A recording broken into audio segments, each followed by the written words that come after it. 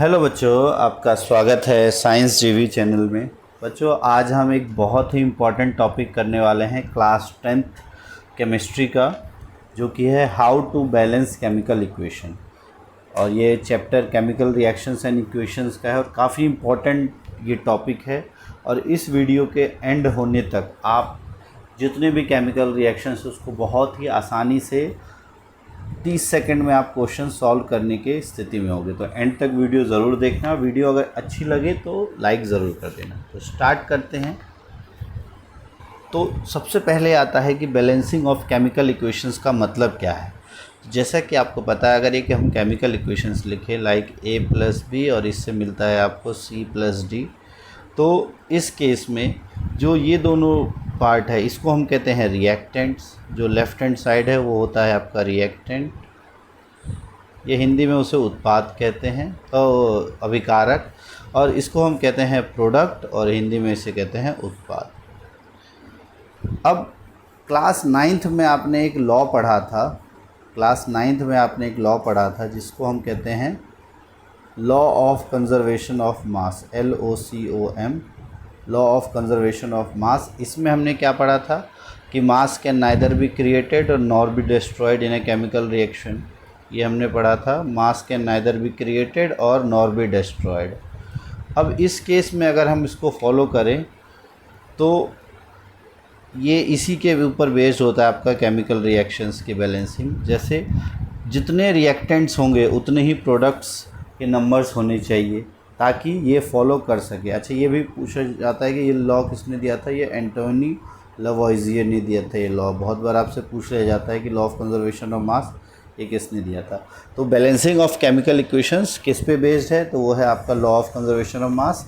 और ये दिया किसने था, एंटोनी लवॉइजियर ने, जिसमें नंबर ऑफ़ रिएक्टेंट्स के मॉलिक्यूल, इनका मास, और नंबर ऑफ़ प्रोडक्ट्स के जो मॉलिक्यूल्स है वो हमेशा इक्वल होने चाहिए, तभी हमारा रिएक्शन बैलेंस होगा। इसलिए हमें बैलेंस करने की ज़रूरत है केमिकल इक्वेशंस को। तो अब सबसे पहले एक इक्वेशन देखते हैं। तो पहला हमारा रिएक्शन है कि Fe means iron plus H2O gives Fe3O4। इसका नाम है आपका फेरिक ऑक्साइड। और अलग अलग जो फार्मूलेज़ हैं वो आपको लिखने के लिए आना चाहिए। अगर वो अभी नहीं आता तो 9th क्लास के 2 पेजेस हैं, उसको आप ज़रूर कर लेना, जिससे कि आप नए नए फार्मूलेज़ को लिख सको। और यहाँ पे है हाइड्रोजन। अब इनको अगर बैलेंस करते हैं तो सबसे जो ट्रेडिशनल वे है जिसको हम कहते हैं हिट एंड ट्रायल मेथड, और ये बहुत इजी मेथड होता है, इससे आप इजीली कर सकते हो। बस एक बार कॉन्सेप्ट को आप समझ जाओ किसी भी मेथड को कैसे करना है, और फिर बहुत आसानी से आप इस रिएक्शन को बैलेंस कर दोगे। जो हमारा मेथड है, सबसे पहले आप क्या करो, जो रिएक्टेंट और प्रोडक्ट्स हैं उनको लिख लो। रिएक्टेंट और प्रोडक्ट्स में कौन कौन से एलिमेंट्स हैं, कितने हैं, वो लिख लो, तो आपका आसानी से क्वेश्चन हो जाएगा। जैसे मान लो आपका एक है, सबसे पहला है Fe, ठीक है। फिर है रिएक्टेंट से लिखना शुरू करते हैं हाइड्रोजन और ऑक्सीजन। तो जो मॉलिक्यूल्स इस तरफ है वही उस तरफ होंगे, क्योंकि कोई भी नया तो नहीं बन पाएगा। अब सबसे पहले हम लिख लेते हैं यहाँ पे रिएक्टेंट में कितने हैं और यहाँ पर प्रोडक्ट में कितने हैं। बहुत इजी मेथड है और जिससे आपको बताएंगे, बहुत इजी तरीके से आप कर लोगे। अब सबसे पहले यहाँ Fe देखो कितने हैं। यहाँ आपका कुछ नहीं है, इसका मतलब है यहाँ पे 1 है, तो Fe यहाँ 1 हो गया। प्रोडक्ट में देखो Fe ये 3 है। उसके बाद यहाँ हाइड्रोजन कितने हैं, तो यहाँ हाइड्रोजन 2 है। यहाँ हाइड्रोजन कितने हैं, तो यहाँ हाइड्रोजन आपके 2, ठीक है। ऑक्सीजन अगर देखें तो यहाँ ऑक्सीजन 1 है, यहाँ पर ऑक्सीजन 4 है, ठीक है। तो अब बहुत बार आप देखोगे उसमें कहा जाता है पहले मेटल्स फिर नॉन मेटल्स फिर हाइड्रोजन ऑक्सीजन को लो, बट इस मेथड में आप किसी को भी ले सकते हो। फॉर एग्जांपल मान लो हमने ले लिया Fe को, ठीक है। तो Fe इस तरफ 1 है, इस तरफ 3 है। बराबर करने के लिए आप क्या करोगे, तो 3 से मल्टीप्लाई कर दोगे। तो जब आपने इधर 3 से मल्टीप्लाई किया तो यहाँ आपका आ जाएगा 3Fe। अब जब हमने 3Fe से किया तो Fe तो हमारा बराबर हो गया। उसके बाद अब देखो हाइड्रोजन यहाँ कंप्लीट है, तो हाइड्रोजन को आपको छेड़ना नहीं है। ऑक्सीजन अगर आप देखो यहाँ 1 है, यहाँ 4 है, तो यहाँ आप 4 से मल्टीप्लाई करो। लेकिन जैसे ही आपने यहाँ 4 से मल्टीप्लाई किया, आपने क्या देखा कि जो ऑक्सीजन था यहाँ पर, ये हाइड्रोजन जो था 2, वो भी 4 से मल्टीप्लाई हो गया। तो जब ये 2 × 4 यहाँ मल्टीप्लाई हुआ तो 2 × 4 यहाँ भी मल्टीप्लाई होगा। तो इस केस में ये यहाँ आ जाएगा। तो ये हो गया आपका balanced equation. 3Fe + 4H2O gives Fe3O4 + 4H2। अगर आप देखो आयरन 3 है, इस तरफ भी 3 है, इस तरफ भी 3 है, बैलेंस्ड है ये। 2 4 जो 8, 2 4 जो 8 बैलेंस, 4 1 जो 4, 4 1 जो 4, ये बैलेंस। तो ये तो बहुत ही बेसिक रिएक्शन है। इस तरह के एक दो और क्वेश्चंस करते हैं ताकि आपको और आइडिया लगे। अब अगर इसको हम देखें, हमारा सेकंड है Al + O2 गिव्स Al2O3। तो सेम कुछ नहीं करना है आपको, यहाँ पे एलिमेंट्स लिख दो। Al यहाँ पे है ऑक्सीजन, रिएक्टेंट और प्रोडक्ट में कितने कितने हैं वो फटाफट लिख लो। रिएक्टेंट में कितने हैं, इसको थोड़ा सा नीचे हम लिख देते हैं। तो रिएक्टेंट में है आपका ये 1, प्रोडक्ट में कितना है ये 2, ठीक है। एक अगर एरो आप बीच में एक डॉट डालना चाहो। ऑक्सीजन रिएक्टेंट में है 2 और प्रोडक्ट में है आपका 3। तो ये आपका 2 है, ये 1 है, यहाँ आपने 2 से मल्टीप्लाई किया तो यहाँ 2 से मल्टीप्लाई कर दिया, ये बराबर हो गया। ऑक्सीजन देखो यहाँ 2 है, यहाँ 3 है। अब इस केस में अगर आप देखो तो इन दोनों का कोई एक कॉमन फैक्टर तो है नहीं, तो इसके लिए आपको क्या करना पड़ेगा, इसको ये जो ऑक्सीजन है इसको आपको 3 से मल्टीप्लाई करना पड़ेगा और इसको 2 से मल्टीप्लाई करना पड़ेगा, तभी वो बैलेंस हो पाएगा। 3 2 जा 6। तो इस केस में अगर आप देखो इसको आपने 3 से मल्टीप्लाई किया, तो अब ध्यान से अगर आप देखो ये तो 3 2 जा 6 हो गया, लेकिन अब इस केस में ये भी 2 से मल्टीप्लाई हो जाएगा क्योंकि यहाँ ऑक्सीजन 3 था, तो ये भी 2 से मल्टीप्लाई हो जाएगा। अब Al कितना हो गया, 2 2 जा 4, तो ये 2 से मल्टीप्लाई हुआ, तो हमको प्रोडक्ट में कहाँ से मिला था Al, इससे मिला था, तो ये भी 2 2 जा 4 हो जाएगा। और ये 2 2 जा 4 हो गया, तो यहाँ भी आपको एक बार और 2 से मल्टीप्लाई करना होगा, तो इस केस में ये भी आपका हो जाएगा 4। ये हमारा बैलेंस्ड इक्वेशन हो गया। एक दो और इक्वेशन करेंगे तो और इजीली आपको समझ में आ जाएगा। तो ये हो गया आपका 4Al 3O2 गिव्स 2Al2O3। अगर समझ में नहीं आ रहा है तो आप ज़रूर बताना, हम और कोशिश करेंगे।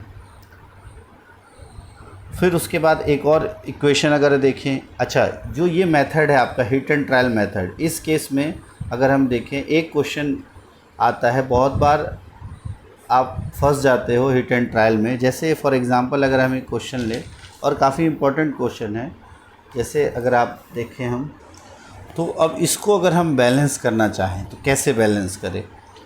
तो जो हमारा मेथड है उसके अकॉर्डिंग हमने सबसे पहले एलिमेंट्स लिख लिया फटाफट। ये हो गया आपका Pb, उसके बाद यहाँ नाइट्रोजन और ऑक्सीजन। रिएक्टेंट में कितने हैं, अगर आप रिएक्टेंट में देखो तो यहाँ Pb है 1, और प्रोडक्ट में कितना है, यहाँ पे एक बीच में आप एरो डाल दो, ये इधर हो गया। ये प्रोडक्ट में देखें तो यहाँ भी है आपका 1, ओके, कोई दिक्कत नहीं है। फिर नाइट्रोजन अगर आप देखो, इस केस में नाइट्रोजन है 2, क्योंकि ये 1 × 2 नाइट्रोजन 2 है, उस केस में नाइट्रोजन आपका 1 है। ऑक्सीजन अगर आप देखो तो ये 3 2 जा 6 है ऑक्सीजन, और उस केस में अगर आप ऑक्सीजन देखो, अब यहाँ पे ऐसे क्वेश्चंस जब आए, अब अगर आप ध्यान से देखो तीनों जो तीनों प्रोडक्ट है उसमें ऑक्सीजन है, तब हम ऑक्सीजन को कैसे लें। तो ऐसे केसेस में हिट एंड ट्रायल में आपको काफ़ी दिक्कतें आती हैं। तो ऐसे केसेस में आपको क्या करना है कि जिसका सोर्स है, जैसे यहाँ से आपको कितना मिला है, यहाँ से कितना मिला है, यहाँ से कितना मिला है, उसको उस अकॉर्डिंग लिखो। तो 1, फिर उसके बाद नेक्स्ट से कितना मिला था आपको, थोड़ा सा हम गैप ले लेते हैं, 1 प्लस फिर आपको मिला है 2 और +2। अब ऐसा क्यों किया हमने, अब देखते हैं, आपको समझ में आ जाए। देखो ये तो 1 1 है, इसको अभी टिक करो, ठीक है। यहाँ 2 है, यहाँ 1 है, तो अब हम क्या करेंगे, इसको 2 से मल्टीप्लाई करेंगे। अब जहाँ भी आपका ये नाइट्रोजन का सोर्स आपका प्रोडक्ट में है, ये रिएक्टेंट है और ये प्रोडक्ट में, तो नाइट्रोजन प्रोडक्ट में कहाँ पर है, यहाँ है, तो यहाँ हमने क्या किया, 2 से मल्टीप्लाई किया, ओके। अब जब हमने 2 से इसको मल्टीप्लाई किया तो नाइट्रोजन के साथ कौन सा ऑक्सीजन है, ये 2 वाला, तो ये भी 2 से मल्टीप्लाई हो जाएगा, ओके। यहाँ तक क्लियर है। अब ये 2 से मल्टीप्लाई हो गया है। अब नेक्स्ट अगर आप देखें, ये बैलेंस है, ये बैलेंस है। ऑक्सीजन अगर आप देखो तो यहाँ है 2 2 जा 4, यहाँ है आपका 2 6 और यहाँ है 1 7, और इस केस में है आपका 6। तो अब तो जब भी ऐसा केस आए तो ऐसे केस में आपको कोशिश करना है कोई भी जो अलग अलग टर्म्स में आया उसमें ऑड कोई भी ना रहे। तो ये आपका इवन टर्म है, ये इवन टर्म है, इसको भी इवन टर्म करने के लिए आपने क्या किया, 2 से मल्टीप्लाई किया। और ये पहला सोर्स किसका था, PbO का था, तो ये भी 2 से मल्टीप्लाई हो जाएगा। अब अगर आप ध्यान से देखो, यहाँ 1 × 2 से हुआ है, तो ये भी 2 से मल्टीप्लाई हो जाएगा। और ये सभी के सोर्स थे आपके 2 से, तो इस केस में जब हम देखें तो ये भी 2 से मल्टीप्लाई हो जाएगा, ये भी 2 से मल्टीप्लाई हो जाएगा। अब बहुत सारा कन्फ्यूज़न हो रहा होगा, लेकिन बहुत ईजी अब हो जाएगा। अगर आप ध्यान देखो, ये बैलेंस हो गया, ये हमारा 2 2 जा 4। अब ये 2 से फिर दोबारा मल्टीप्लाई करेंगे हम इसको, तो ये भी 2 से मल्टीप्लाई हो जाएगा। और जब इसको 2 से करेंगे तो ये वाला भी 2 से मल्टीप्लाई हो जाएगा। तो अब अगर आप ध्यान से देखो, अब पूरी तरह से बैलेंस है या नहीं है। 2 2 जा 4, ये 4, यहाँ 6 2 जा हो गया 12। इधर अगर आप देखो 2 प्लस ये आपका है 2 4, और यहाँ है आपका 8। तो अब जब हम लिखेंगे वो कैसे लिखेंगे, अगर आप ध्यान से देखो, पहले वाले के साथ रिएक्टेंट में हमने क्या किया, 2 से मल्टीप्लाई किया, तो सभी 2 से मल्टीप्लाई हो गए। प्रोडक्ट में जो पीवी वाला सोर्स था उसको हमने 2 से किया, जो नाइट्रोजन वाला सोर्स था उसको 4 से किया, 2 × 2, तो यहाँ आ जाएगा आपका 4। और अब ये बैलेंस हो गया हमारा। तो इस तरीके से हमने बैलेंस रिएक्शन लिख लिया। ये काफ़ी थोड़ा सा टिपिकल था। इसको एक और मेथड से अब हम करने की कोशिश करते हैं, और तब देखना आप काफ़ी ईजी हो जाएगा आपका ऐसा क्वेश्चन। तो अब इसमें जो हम मेथड अपनाएंगे उस मेथड को हम कहते हैं ABCD मेथड। तो इसमें आपको क्या करना है, जहाँ कुछ नहीं है वहाँ आप देखो, यहाँ A रख लो, यहाँ B रख लो, यहाँ C रख लो, और यहाँ D रख लो। ठीक है, अब कुछ नहीं करना है, बहुत इजी है। अगर हम देखें यहाँ पे लेड के लिए जो सोर्स है यहाँ पर क्या है आपका, तो इस केस में अगर हम देखें A जो है वो किसके बराबर है, A = B। ठीक है, तो A = B, एक इक्वेशन आपको यहाँ से मिल गई। फिर अगर हम नाइट्रोजन के केस में देखें, तो नाइट्रोजन के केस में अगर आप देखें तो यहाँ कितना है, 2 × A। तो नाइट्रोजन के केस में ये है आपका 2 × A, और ये किसके बराबर है, अगर आप देखो यहाँ नाइट्रोजन, तो ये C के बराबर है। तो 2A = C, ये दूसरी इक्वेशन बन गई आपकी। ठीक है, अब अगर ऑक्सीजन के केस में देखो तो यहाँ 3 2 जा 6। ठीक है, ऑक्सीजन इस केस में 6 यहाँ से आ रहा है और A है, तो हो गया आपका 6A, और = अगर आप इधर देखो तो ऑक्सीजन इस केस में है आपका B, 1 × B, प्लस इस केस में है आपका 2 × C, तो ये आपका B plus 2 × C 2C, plus 2 × D 2D, इसके बराबर है। अब आपको ये 3 इक्वेशन मिल गई। अब बहुत इजी है, बस आपको क्या करना है, इसको सॉल्व कर लेना है। ऐसे क्वेश्चंस को सॉल्व करने के लिए आप किसी भी एक की वैल्यू, मान लो पुट आपका जो A की वैल्यू है उसको अगर आप 1 मान लेते हो, मान लो अगर आप A की वैल्यू 1 मान लेते हो, हालांकि जब हम इक्वेशन करेंगे तब आप देख लेना उसको अकॉर्डिंग चेंज भी हम कर सकते हैं। ठीक है, तो अगर आप A की वैल्यू 1 मानते हो तो उस केस में हम क्या करें, यहाँ अगर आप A की वैल्यू 1 मानते हो तो B भी आपका 1 हो जाता है। ठीक है, तो A की वैल्यू अगर आप 1 लेते हो तो B की वैल्यू भी आपकी कितनी हो जाती है, 1। C की वैल्यू कितनी हो जाती है उस केस में आपकी 2। लेकिन क्या हम A की वैल्यू यहाँ 1 ले सकते हैं, तो अगर हम ये वैल्यू यहाँ पुट करके देखें, ये है आपका 6, और उसके बाद अगर देखें ये B है आपका यहाँ पे B1, C की वैल्यू है 2 2 जा 4, और अच्छा यहाँ पे D की वैल्यू हमारी नहीं निकल रही है, तो उस केस में अगर 2D निकालेंगे तो हम कितना आ जाएगा आपका 4 और 5, और 5 माइनस कितना हो गया आपका, ये 6 - 5 यहाँ पे आ गया 1, और D की वैल्यू आ जाएगी आपकी 1/2 की वैल्यू आ गई D। ठीक है, तो इससे भी आप आसानी से, अब A B C D सब की वैल्यू आ गई। अब देखो बहुत आसानी से आप निकाल लोगे, कैसे, अगर हम, और जब भी ऐसे फ्रैक्शंस में आए तो अब अगर आप ध्यान से देखो, D जो है वो 1/2 है, C 2 है, B 1 है, और A 1 है। तो ऐसे केसेस में जब हम देखें D की वैल्यू 1/2 आ रही है ना, तो सबको आप क्या करो, 2 से मल्टीप्लाई कर दो, ताकि इक्वेशन तो चेंज होगा नहीं। तो सबको अगर आप 2 से मल्टीप्लाई कर देते हो तो A की वैल्यू जो है हमारी क्या आई, तो A की वैल्यू आ गई हमारी 2, B की वैल्यू आ गई हमारी 2, C की वैल्यू आ गई हमारी 4, और D की वैल्यू आ गई हमारी 1। ठीक है, क्योंकि जब आपने 2 से 2 को कट किया तो 1 आ गया। अब अगर आप ध्यान से दो, यहाँ अगर हम वैल्यू रखें, A की वैल्यू है हमारी 2, ठीक है, B की वैल्यू हमारी क्या थी 2, C की वैल्यू हमारी क्या थी 4, और फिर उसके बाद D की वैल्यू हमारी क्या थी 1। तो इस तरीके से ये वाला आ जाएगा आपका इक्वेशन। तो ये हमारा इक्वेशन हो गया, और यही हमने जो पिछले इसमें किया था, अगर आप ध्यान से देखो इस वाले में हमारा यही इक्वेशन आया था, 2PbNO3 twice gives 2PbO + 4NO2 + O2। तो आप इस मेथड से भी कर सकते हो, ये हिट एंड ट्रायल मेथड से, या आप इस मेथड से भी कर सकते हो जिसे आप ABCD मेथड कहते हो। इसमें आप देखना कि फ्रैक्शन में ना रहे वैल्यू, और अगर कोई भी फ्रैक्शन में रह रहा है तो उसी फ्रैक्शन से सभी को वैल्यू को मल्टीप्लाई कर देना है। आई होप आपको समझ आ रहा होगा। एक दो और क्वेश्चन करके देखते हैं ताकि और इजीली आपका ये कॉन्सेप्ट क्लियर हो जाए। तो अब ये अगर हम देखें, हमारा रेस्पिरेशन का क्वेश्चन है, रेस्पिरेशन का इक्वेशन है। इस केस में भी आप चाहे तो हिट एंड ट्रायल से कर सकते हो। हम ABCD मेथड पहले आपको दिखाया तो उसके 2-3 मेथड से कर सकते हैं। तो ABCD मेथड कुछ नहीं है, आप यहाँ A, यहाँ B, यहाँ C और यहाँ D, ठीक है। अलग अलग एलिमेंट्स के लिए, फॉर एग्जांपल कार्बन के लिए आप अगर देखो, ये कार्बन C, कार्बन के लिए यहाँ पर कितना है 6 × A, तो 6A, और उस तरफ किसके बराबर है 6C × 1, तो 6A = C। एक इक्वेशन हमारी ये बन गई, ठीक है। दूसरी इक्वेशन अगर आप देखो हाइड्रोजन के लिए 12 × A, ठीक है। हाइड्रोजन के लिए अगर आप देखो तो इक्वेशन क्या बन रही है 12 × A, और ये किसके बराबर है अगर आप इधर से देखो तो D × 2, तो 2D = 12A, ठीक है। ये बन रहा है आपका, सिंप्लीफाई करोगे तो ये आपका हो जाएगा 6A = D, इसके बराबर आ जाता है, ठीक है।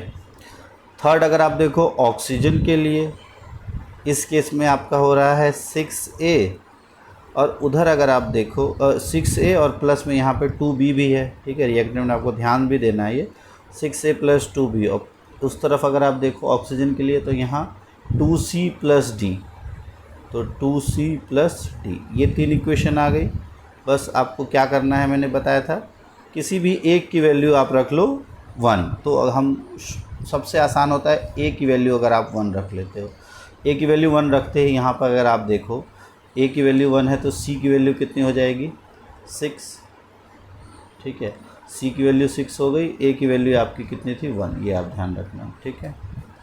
अब इस केस में अगर आप देखो D की वैल्यू, तो D की वैल्यू भी कितनी हो गई आपकी 6, क्योंकि A की वैल्यू हमने 1 रखी है। अब A, C और D की वैल्यू यहाँ रखते हैं, क्या B की वैल्यू आ रही है देखते हैं।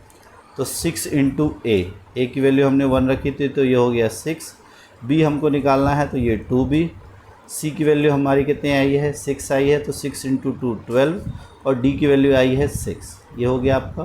तो 6 से ये 6 कट गया, तो यहाँ पे अगर देखो 2B = 12, तो B की वैल्यू भी आ गई आपकी 6, ठीक है। तो यहाँ पे आपकी B की वैल्यू भी आ गई 6। तो अब इन सब की वैल्यू अगर आप रख देते हो तो इक्वेशन क्या बन जाती है, तो इसकी जगह आपके A की जगह क्या हो जाएगा, अगर हम देखें तो A की जगह हम रख देंगे कुछ भी नहीं, क्योंकि सिंपल एक ही रखना है आपको, तो A का मतलब कुछ भी नहीं। अगर आप रखना चाहो तो 1 रख लो, ठीक है। इसको हम दूसरे उससे रख देते हैं, इससे रख देते हैं, ठीक है। यहाँ आपने 1 रख लिया। फिर इस केस में अगर आप देखो B की जगह हम क्या रखेंगे, तो B की जगह आपका क्या था, B की जगह 6, तो यहाँ 6O2 आ जाएगा। C की जगह आपका क्या है, तो C की जगह अगर हम देखें, C को मिटा के C की जगह हमें क्या रखना है 6, तो C की जगह भी आपका आ जाएगा 6, और D की जगह भी है आपका 6, तो इसमें भी हम यही करेंगे, D की जगह भी आपका आ जाएगा 6। तो इस केस में अगर आप देखें तो ये हमारा बैलेंस इक्वेशन हो गया। तो 1 कार्बोहाइड्रेट या glucose plus 6 oxygen give 6 carbon dioxide plus 6 H2O। तो आई होप आपको ये समझ आ रहा होगा। ABCD मेथड, दोनों मेथड से हमने किया है क्वेश्चंस। आप दोनों मेथड से इजीली किसी भी मेथड से कर सकते हो। एक और क्वेश्चन करके देखते हैं ताकि आपको और क्लियर हो। बहुत इजी कॉन्सेप्ट है आपको बैलेंसिंग के लिए, और बहुत आसानी से आप बैलेंस कर सकते हो।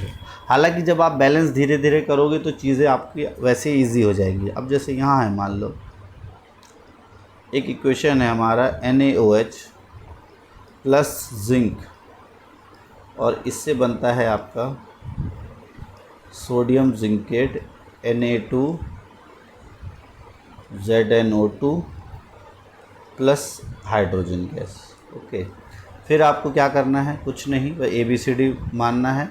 दोनों मेथड से कर सकते हो। अगर आप मान लो पहले यहाँ हिट एंड ट्रायल वाले से करना चाहें तो इस तरफ कौन कौन से एलिमेंट्स हैं, Na है, ऑक्सीजन है, हाइड्रोजन है और जिंक है, ठीक है। दूसरी तरफ अब भी सेम मेटल एलिमेंट्स देखो, रिएक्टेंट की तरफ कितने हैं, ये हो गया 1, ऑक्सीजन कितना है 1, हाइड्रोजन कितना है 1, जिंक कितना है 1।